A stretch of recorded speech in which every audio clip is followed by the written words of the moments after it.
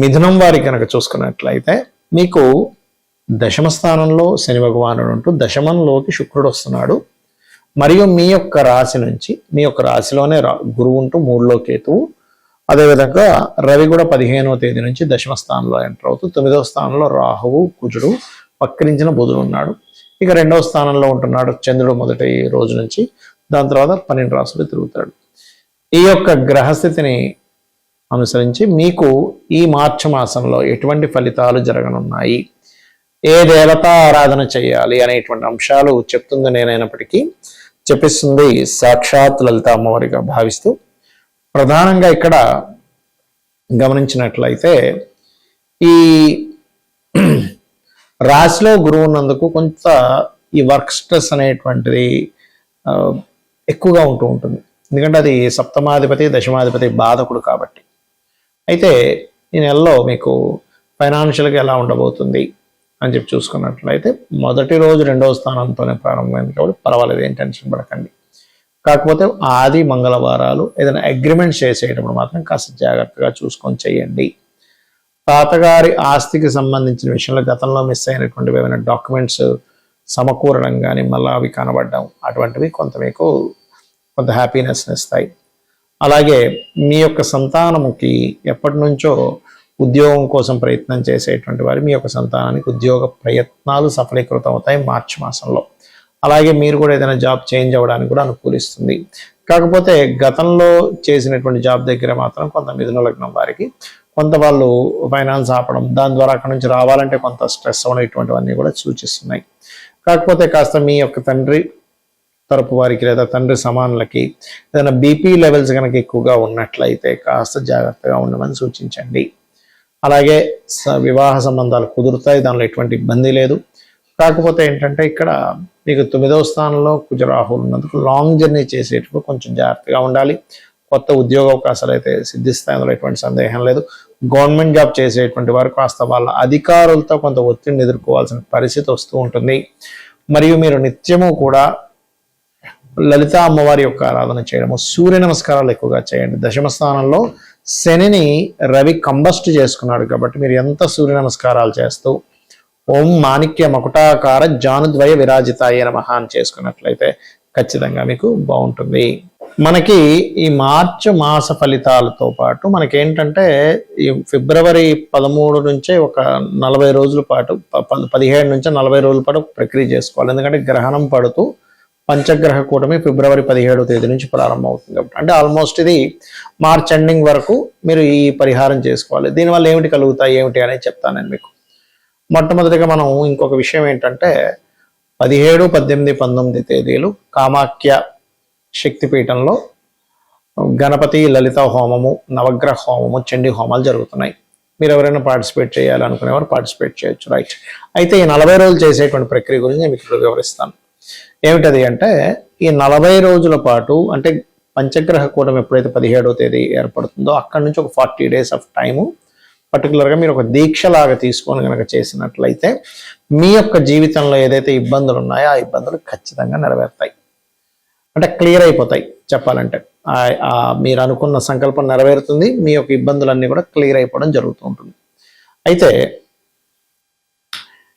ఎవరికైనా చూడండి, నేను రాజకీయంగా బాగా కలిసి రావాలి, చేసేటువంటి ఉద్యోగంలో ప్రమోషన్స్ రావాలి అని అనుకున్నప్పుడు రవిగ్రహం ముందు నిత్యము ఆదిత్య హృదయం చేస్తూ అర్ఘ్యం వదలండి. ఇది రెగ్యులర్గా మీకు కనుక అలవాటైతే లైఫ్లో చాలా మంచి ఆరోగ్యము, మంచి కీర్తి కూడా లభిస్తుంది, గుర్తుపెట్టుకోండి.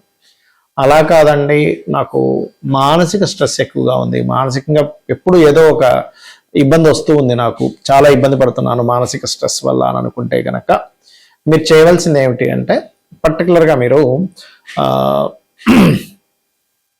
బియ్యము వీలున్నప్పుడు అలా దానం ఇవ్వడం, లేనట్లయితే 40 రోజుల పాటు మెడిటేషన్ చేస్తూ, ఏది ఫిబ్రవరి 17వ తేదీ నుంచి 41 days 41 days చేయండి. మళ్ళీ ఎందుకు చేస్తూ మీరు శివాలయంలో ఏదైనా మీకు దగ్గరలో ఉండే శివాలయంలో ఒక 1/2 లీటర్ పాలు అభిషేకానికి ఇస్తూ, ఒక రోజుకి ఒక్క మనిషికి సరిపోయేంత భోజనం పెట్టుకొని తీసుకెళ్ళి బయట ఉండేటువంటి కొంతమంది అనాథలు ఉంటారు, అన్నం కోసం అలమటిస్తుంటారు, వాళ్ళకి ఇవ్వండి. ఇది చంద్ర సంబంధించిన దోషాలను తీసేస్తుంది. దీనివల్ల ఆయుష్ పెరుగుతుంది, మెంటల్లీ డిప్రెస్ ఉండేటువంటివి క్లియర్ అవ్వడం జరుగుతుంది. ఎందుకంటే పంచగ్రహ కూటమి గ్రహణము అమావాస్య రోజు నుంచి ఇది ప్రారంభించినప్పుడు ఖచ్చితంగా అవుతాయి. అయితే ఈ అమావాస్య నాడు మీరు ఏం చేస్తారంటే 17వ తేదీ ఫిబ్రవరి, అంటే మనకు ముందే పడిపోతాయి ఈ వీడియోలు, మార్చి ఫలితాలు ముందే పడతాయి కాబట్టి ముందే చెప్తున్నాను. అమావాస్య నాడు ఏంటంటే మీరు స్వయం పాకం ఇవ్వండి, గుర్తుపెట్టుకోండి. అలాగే మరొక విషయం ఏంటంటే కొంతమందికి గొడవలు అవుతూ ఉంటాయి, మాటికి ఏదో గొడవ అవుతూ ఉంటుంది. అలాంటి వారు ఓం స్కందాయ నమః అనే మంత్రాన్ని ఈ 40 డేస్ 17వ తేదీ నుంచి 40 డేస్ చేయండి, 41 డేస్.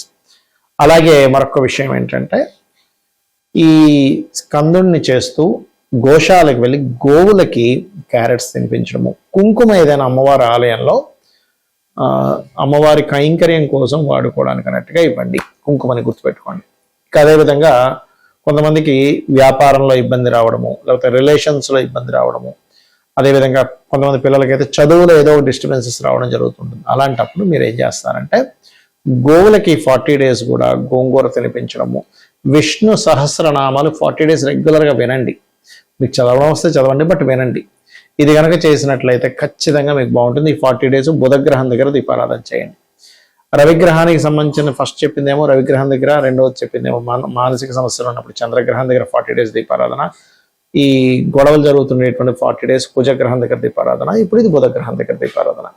ఇక కొంతమందికి సరైనటువంటి గైడింగ్ దొరకటం లేదు, సరైన గురువు దొరకట్లేదు, లేకపోతే సంతానానికి సంబంధించిన ఇబ్బందులు ఉన్నాయి. అలాంటప్పుడు ఈ 40 డేస్ కూడా మీరు ఏం చేస్తారంటే గురుగ్రహం దగ్గర దీపారాధన చేస్తూ గోవులకి అరటికాయలు తినిపిస్తూ ఓం ద్రాం దత్తాత్రేయాయ నమః అనే మంత్రం చేయండి, లేదా జయ గురుదత్త శ్రీ గురుదత్త కూడా చేసుకోవచ్చు.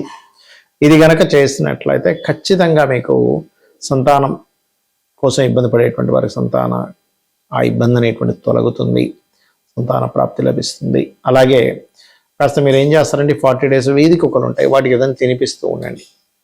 అదేవిధంగా గోవులకి అరటికాయలు తినిపిస్తూ ఉండండి. గంధము కానీ పసుపు కానీ శివాలయంలో శివుని కైంకర్యం కోసం అన్నట్టు ఇవ్వండి, లేదా అమ్మవారి ఆలయంలోనే ఇవ్వచ్చు, నో ప్రాబ్లం. ఇక మరి కొంతమందికి వివాహం అవ్వదు. వివాహం అవ్వనప్పుడు ఈ 17వ తేదీ నుంచి 40 డేస్ ఆఫ్ ప్రక్రియ ఏదైతే ఉందో పర్టికులర్గా మీరు వివాహం విషయంలో ఫిబ్రవరి 17th నుంచి అండి, ఎందుకంటే మనం మార్చ్ ఫలితాల్లో చెప్తున్నాను ఎండింగ్లో ఈ విషయం. ఫిబ్రవరి 17 నుంచి 41 డేస్ మీరు ఏం చేస్తారంటే ఓం కామేశబద్ధ మాంగళ్య సూత్ర శోభిత కందరాయ నమః అనే మంత్రం చేస్తూ మీరు ఎక్కడైనా ఆలయంలో మనకి జరుగుతూ ఉంటాయి కళ్యాణం, శివుడిది కావచ్చు, రాముడిది కావచ్చు, ఏదైనా ఆ కళ్యాణానికి పార్టిసిపేట్ చేయండి, గుర్తుపెట్టుకోండి. అలాగే మరొక విషయం ఏంటంటే ఇక్కడ మీరు ఈ శుక్ర సంబంధించిన దోషం పోవడం తీపి చపాతీలు అంటారు, ఆ తీపి చపాతీలని గోవులకు తినిపించండి. ఇక అందరికీ భయపడేటువంటిది కర్మకారకుడైన శని, కానీ భయపడాల్సిన పని లేదు. ఆయన పని ఏంటంటే కర్మనిస్తూ ఉంటాడు అంతే. అయితే ఎవరికైనా ఏళ్ళనాటి శని నడుస్తుంది, లేకపోతే శని మహాదశ నడుస్తుంది, సాటర్న్ వల్ల ఇబ్బంది పడుతున్నాం, అనారోగ్య బాధలు, ముఖ్యంగా అనారోగ్య బాధలు ఉండేటువంటి వారి 40 రోజులు గోవుకి బెల్లం తినిపించి ఓం అనాకలిత సాదృశ్య చుబుక శ్రీ విరాజితాయ నమః అని చెప్పి చేసుకున్నట్లయితే శని యొక్క ప్రభావం మీకు కొంతవరకు వెసులుబాటు కలిగిస్తుంది. మరియు దీంతో పాటు మీరు ఓం సర్వవ్యాధి ప్రశమని సర్వమృత్యు నివారిణి అగ్రగణ్య అచింత్య రూప కలికల్మషనాశిని నమః చేసుకోండి. ఇక రాహుకేతు దోషాలు ఉన్నాయి, అప్పుడు ఏం చేయాలి అన్నప్పుడు ఇది నేను చెప్పేది ఏదైనా సరే మీరు ఖచ్చితంగా రోజు ఆ గ్రహం దగ్గర, శనికి సంబంధించింది అయితే శని గ్రహం దగ్గర, శుక్రకి సంబంధించిన శుక్ర గ్రహం దగ్గర, గురువు అయితే గురు గ్రహం దగ్గర దీపారాధన చేయాలి 40 డేస్. రాహుకేతువులు అయితే రాహు అంటే మాయ, ఏదో అయిపోతుంది అనేటువంటి భయం ఉండేటువంటి వారు దుర్గాష్టోత్తరం చదువుకోవాలి. కేతువు అయితే ప్రతిదీ ఆటంకం జరుగుతుంది అన్నప్పుడు కేతు ప్రభావం ఉందని, అప్పుడు గణపతి యొక్క స్తోత్రం రోజు చేసుకుని ఓం గం గణాధిపతి నమః అనుకోండి. మరి స్త్రీలు 40 రోజులు కంటిన్యూ చేయలేరు కదా, అప్పుడు ఎలాగా అంటే 25 రోజులు అలా చేసి మళ్ళీ గ్యాప్ ఇచ్చి మిగిలింది 5 రోజులు గ్యాప్ ఇచ్చిన తర్వాత చేసుకోవచ్చు, ఎటువంటి దోషము లేదు. ఇది ఇలా చేయండి, ఖచ్చితంగా మీకు ఈ పంచగ్రహ కూటం వల్ల కలిగేటువంటి ఫలితాలు ఖచ్చితంగా వస్తాయి. మీరు ఎవరైనా కామాఖ్యలో పార్టిసిపేట్ చేయాలనుకుంటే కింద ఇచ్చిన నెంబర్కి మీ గోత్రము, మీ పేరు పంపించినట్లయితే వివరాలు పంపించడం జరుగుతుంది. శ్రీమాత్రే నమః.